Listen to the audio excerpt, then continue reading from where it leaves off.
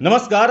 आप देख रहे हैं एचएस बिहार। मैं हूं आदेशपुरी। बिहार में विधानसभा का चुनाव नज़दीक आते जा रहा है और ऐसे में नेताओं की सरगर्मियां जो हैं वो बढ़ते जा रही है। वो अपने क्षेत्रों का भ्रमण कर रहे हैं। लेकिन इस बार जो 2020 का चुनाव होने वाला है, हम देख रहे हैं कि नेताओं को इस बार पब्लिक का ज़्यादा गुस्से का सामना करना पड़ रहा है। इन द सेंस आपको बता दें हम कि मंत्री हों या विधायक हों, पक्ष हों या विपक्ष के हों, जनता उन्हें रोक रही है, घेर रही है, गालियां दे रही हैं। और कितनों के साथ तो ऐसा हो रहा है कि उन्हें अपनी गाड़ियां छोड़ के पैदल भागना पड़ रहा है। आपको हम एक लिस्ट बताते हैं कि किनके साथ जो है जनता ने गलत व्यवहार किया या तो कहें प्रतिरोध किया उनका कार्य प्रणाली को लेकर। सबसे बड़ा नाम आता है इसमें प्रेम कुमार, जो कि कृषि मंत्री हैं बिहार के। ये अरवल में, गया में, औरंगाबाद में इनका जम के विरोध होता है। जब इनका काफिला पहुंचता है और लोगों के बीच में जाते हैं तो इनका विरोध होता है। हालांकि शुरुआत जो है उमेश कुशवाहा से होती है, जदयू के विधायक है, और हाजीपुर में इसकी शुरुआत होती है। उमेश कुशवाहा के साथ कई बार जो है जनता के रोष का सामना करना पड़ा। इसके अलावा आपको बता दें कि बड़े नाम हैं, शैलेश कुमार ग्रामीण विकास मंत्री हैं। मुंगेर में इनके साथ जो है जनता ने गलत व्यवहार किया, एक तरह से कहें तो इनका विरोध किया। उसके अलावा बताएं आपको ब्रजकिशोर बिंद जो हैं, ये खनन मंत्री हैं, इनके साथ हुआ विरोध। फिर से सरफुद्दीन हैं, शिवहर से जदयू के एमएलए हैं, इन पर जानलेवा हमले की कोशिश की गई। वही आपको अगला नाम बताएं, विजय सिन्हा जो कि श्रम मंत्री हैं, इनके साथ लखीसराय जो इनका गढ़ है वहीं पर इनको विरोध का सामना करना पड़ा। महेश्वर हजारी हैं, अवधेश सिंह हैं भाजपा विधायक, जो कि हाजीपुर में इतना विरोध हुआ कि उन्हें अपनी गाड़ी छोड़ के भागना पड़ा। वही अबू दुजाना की बात करें, आरजेडी से हैं, सीतामढ़ी में इनको विरोध का सामना करना पड़ा। तो मनोज शर्मा विधायक हैं औरंगाबाद से, और सकरा के राजद विधायक लाल बाबू राम। इन सभी लोगों को जनता के रोष के गुस्से को सहना पड़ा। कारण भी है, जीत जाने के बाद अपने क्षेत्रों में नहीं जाते हैं।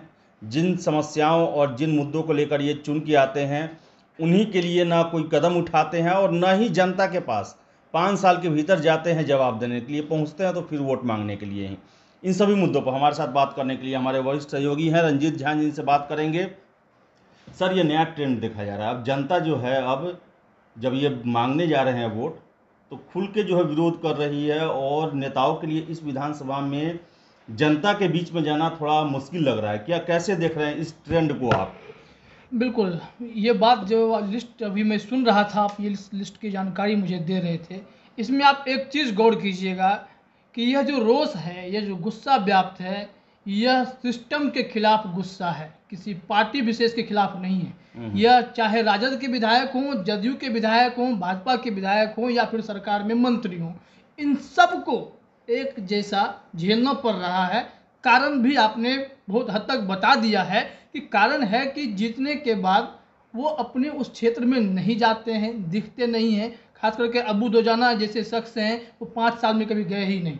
तो ऐसे में जनता का गुस्सा बिल्कुल जायज़ है। और दूसरी बात, जो वादे किए जाते हैं, जो काम की बात होती है, उस पर भी ये लोग खड़े नहीं उतरते हैं। अभी आप हाल के सीन, जैसे जैसे ये डिबेट आगे बढ़ेगा उस पर भी लोग चर्चा करेंगे कि अभी देख रहे होंगे चुनावी सौगात का जो खेल शुरू होता है, वो सौगात फिर अगले 5 साल तक उसमें कुछ होता है नहीं होता है।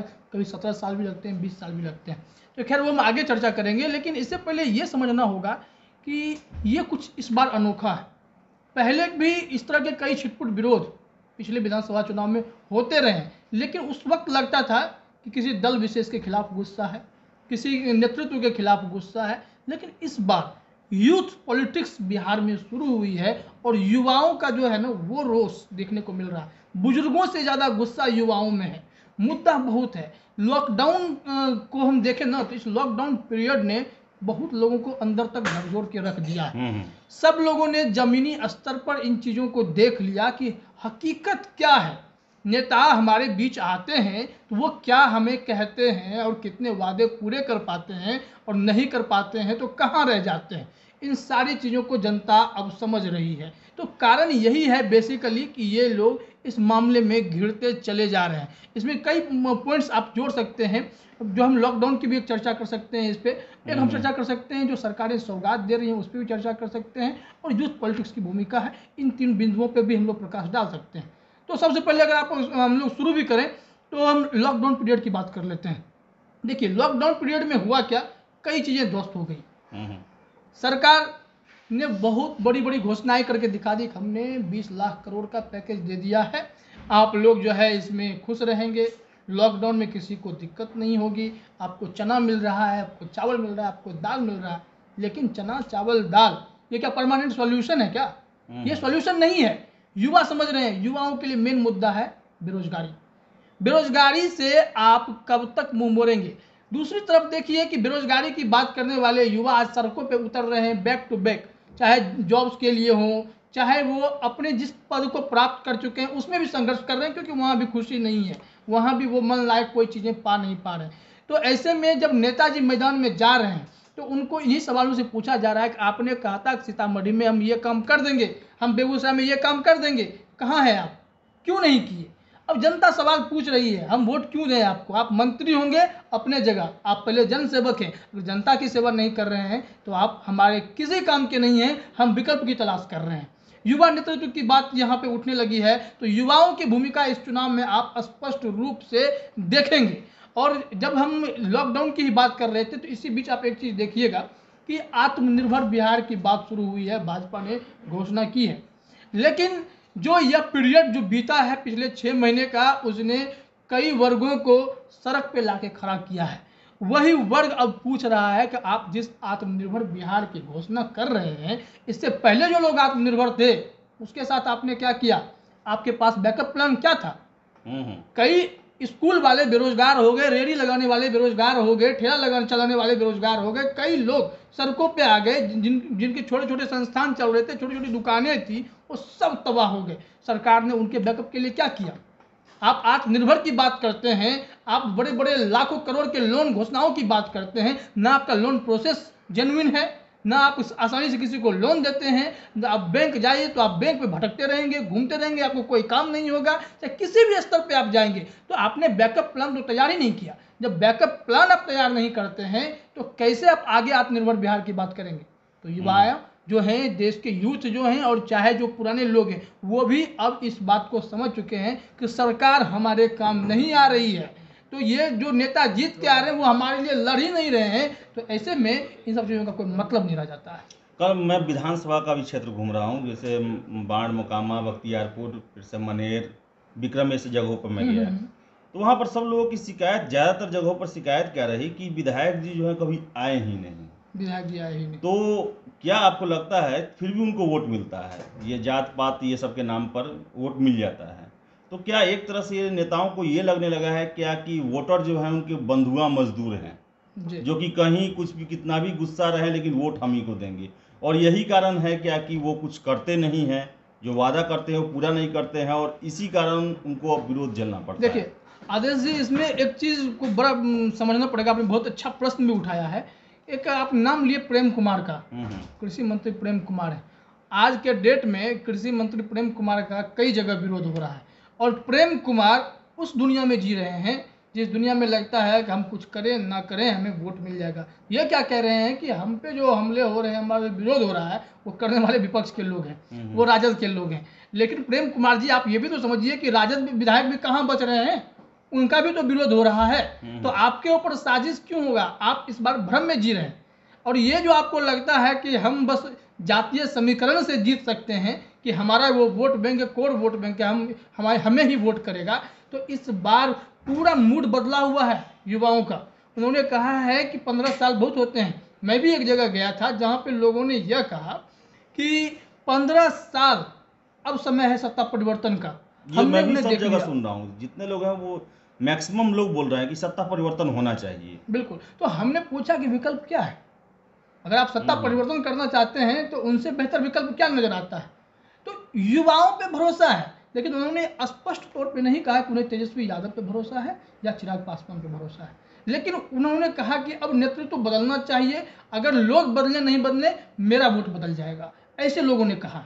तो इससे यह स्पष्ट हो जाता है कि इस मानसिकता से इस बार जनता इन लोगों को सबक सिखाएगी। खोज खबर जनता जिस हिसाब से ले रही है ये अभूतपूर्व है। इस तरह का खोज खबर जो है पहले कभी नहीं लिया गया था, और अब जो खोज खबर लिया जा रहा है यह बता रहा है कि आप जो है किसी भी दल से बिलोंग करते हैं, हमें उससे मतलब नहीं, हमें काम से मतलब है। अगर आप विपक्ष में भी हैं तो आप सरकार के हिस्से में हैं, सरकार के हिस्से हैं आप, आप सभा में आप भी बैठते हैं, आप हमारी आवाज़ नहीं उठाएंगे तो सरकार सुनेगी कैसे?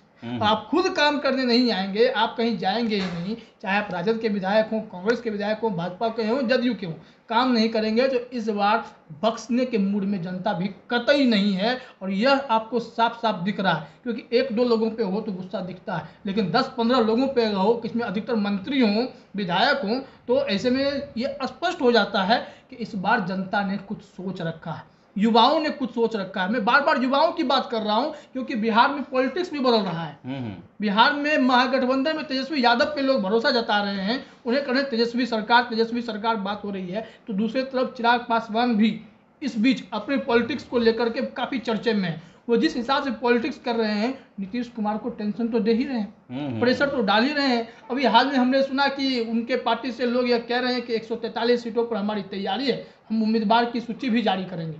जब आप गठबंधन में रहते हैं तो ये फिर इस तरह का प्रेशर पॉलिटिक्स कर रहे हैं, मतलब है कि चिराग पासवान ने अपनी एक छवि बना ली है कि हम अब बिहार का नेतृत्व करना चाहते हैं, बिहार में बदलाव लाना चाहते हैं, इसके लिए कोशिश जारी है। और वैसे लोगों को भी शामिल करना चाह रहे हैं जो मैदान में जाएं, फील्ड में जाएं तो काम करके दिखाएं। उन्हें अफसरशाही पसंद नहीं है, उन्हें जो है जन सेवा की भावना से बात कर रहे हैं। उन्होंने जो अपनी पार्टी मीटिंग की उसमें उन्होंने कहा कि मुझे अफसरशाही सिस्टम को खत्म करना पड़ेगा, कि ये जो है अधिकारी वाली बात होती है, वो अपने आप को मालिक समझने लगते हैं, जिस हिसाब से जनता उस हिसाब से जुड़ नहीं पाते हैं। तो ये चीज़ खत्म करके वो ऐसे लोगों को इसमें मुख्य धारा में लाना चाहते हैं, जोड़ना चाहते हैं जो वाकई में विकास का काम कर सके, मुद्दे पर बात कर सके, ऐसे लोगों की खोज हो रही है। क्या रंजीत सर आपको लगता है कि विकल्पहीन जो चुनाव है, एक कहने का मतलब है कि नीतीश कुमार बिहार के सीएम हैं, बीजेपी इनको प्रमोट कर रही है, जातीय समीकरण जो आंकड़ा है वो बता रहा है कि नीतीश कुमार के फेवर में चुनाव जा सकता है। तो ऐसे में हम भी बहुत लोगों से बात की है, तो उनका कहना है कि कौन विकल्प ही कौन है, हमको नीतीश पसंद नहीं है, 15 साल हो गए इनको बाहर न, लेकिन मेरे पास विकल्प नहीं है। तो क्या ये विकल्पहीनता जो है यही विरोध का कारण बन रही है कि इनको पता है कि फिर नीतीश ही आएंगे और ऐसे ही व्यवस्था चलेगा, इसलिए वो सड़कों पर उतर रहे हैं? क्या इस तरफ तो नहीं जा रहा है ये पूरा चुनाव और ये बिहार की राजनीति? ये विकल्पहीन जो मुद्दे हैं, यह बात सही है कि बिहार में उस तरह का विकल्प खड़ा नहीं हुआ, लेकिन तेजस्वी यादव को विकल्प के रूप में लोग देख रहे हैं, ऑप्शन के रूप में देख रहे हैं। बहुत बड़ा वर्ग है जो कि उनको नहीं देखना चाहता है। बिल्कुल ऐसी बात है कि नहीं देखना चाह रहा है। कई लोग चाह रहे हैं कि भाजपा से ही कोई चेहरा सामने आए, लेकिन जब चेहरा बना ही नहीं है तो सामने कैसे आएगा? अब इमेज बिल्डिंग की बात, ऐसी बात नहीं है कि उसमें काबिल लोग नहीं हैं, भाजपा में काबिल लोग भी हैं, जदयू में भी काबिल लोग हैं, लेकिन क्या है कि एक 15 सालों में यह कोई चेहरा बन ही नहीं पाया। राष्ट्रीय जनता दल और महागठबंधन की परेशानियां यह है कि तेजस्वी यादव अचानक से पॉलिटिक्स में आते हैं और किस्मत से चुनाव जीतते हैं, क्योंकि कोई जो इससे पहले कभी चर्चा में नहीं था, सिर्फ लालू यादव का बेटा होना और चुनाव जीत जाना वो एक किस्मत थी। वो एनडीए के खिलाफ गुस्सा था और नीतीश कुमार का एक समीकरण था वहाँ पे, जिसके बाद वो लोग जीत जाते हैं, अधिक सीट भी ले आए थे। लेकिन वो पिछले 5 सालों में खुद को साबित करने की भी कोशिश की है। बावजूद इसके सीएम पद के लिए राजद में बहुत ऐसे नाम हैं जो कि बेहतर विकल्प के रूप में देखे जा सकते थे। अब्दुल बारी सिद्दीकी काफ़ी जानकार व्यक्ति माने जाते हैं, वित्त विभाग भी वो देख रहे थे, तो उनके सदन में भी चर्चा उठती थी कि तेजस्वी की जगह उनको भी डिप्टी सीएम होना चाहिए था। तो ऐसे में ये सारे चेहरे जो हैं काबिल चेहरे हैं, लेकिन जनता के बीच वो चेहरे खुल के सामने नहीं आए या लाए ही नहीं गए। तो ऐसे में अगर जनता के बीच कोई विकल्प नहीं दिखता है, अगर उन्हें लगता है कि मुख्यमंत्री ही बदलना चाहिए, तो फिर जो वोट वाली बात होती है वो फिर अगर एनडीए को वोट जाता है तो उस समय एनडीए पे तय होगा कि आखिर किसको चेहरा बनाया जाए। नीतीश कुमार फिर से एक विकल्प के रूप में दिख रहे हैं, इस कम से कम 5 साल के रूप में जो दिख ही रहे हैं। तो या तो जनता बर्दाश्त करे या फिर सत्ता परिवर्तन की बात हो तो प्रेशर ऐसा बने, चुनाव ऐसा हो कि सरकार लटके, जो हम गवर्नमेंट बोलते हैं वो गवर्नमेंट अगर बन जाता है तो ऐसे परिस्थिति में जो है चेहरे बदल सकते हैं, नीतीश कुमार पीछे हट सकते हैं, नया चेहरा देखने को मिल सकता है। लेकिन अगर पूरा खेल नीतीश कुमार अपने सोशल इंजीनियरिंग पे ले गए, लालू यादव अपने मुस्लिम यादव समीकरण पे ले गए, तो ऐसे परिस्थिति में फिर से वही पुराने चेहरे देखने को मिल सकते हैं। लेकिन विकल्प के रूप में अभी हमारे पास चिराग पासवान या तेजस्वी यादव माने जा सकते हैं, जो कि जनता के बीच सर्वसम्मति से स्वीकार नहीं है। जी, तो जो विकल्पहीनता है बिहार की राजनीति में एक बहुत बड़ा प्रश्न खड़ा कर दिया है। तो वही जनता जो है वो दो ही फॉर्मूले अपना रही है, या तो वक्त के साथ चलो या फिर वक्त को अपने हिसाब से बदलो।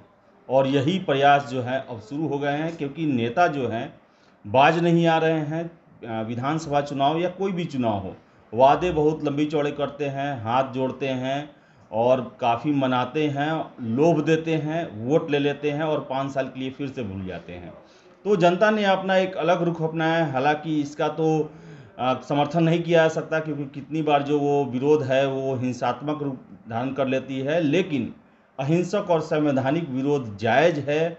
और जब कोई लापरवाह हो जाए और अपने जो किए हुए जो उनका मकसद है, जो उनका काम है, उनसे वो भूमिक हो जाए, तो जनता का ही फर्ज होता है कि अपने नेताओं को भी सही रास्ते पे लाना। और बिहार में इसकी शुरुआत हो चुकी है। अब देखने वाली बात है कि किन किन को विरोध का सामना करना पड़ता है, लेकिन इस पर जो है नेताओं के लिए और जो भी भारत के दल हैं उनको अब मंथन और चिंतन करने की ज़रूरत है। फिलहाल इस वीडियो में इतना ही। अगर आपको हमारा वीडियो पसंद आए तो इसे आप लाइक करें, शेयर करें और हमारे चैनल एच एस बिहार को सब्सक्राइब जरूर कर लें। धन्यवाद।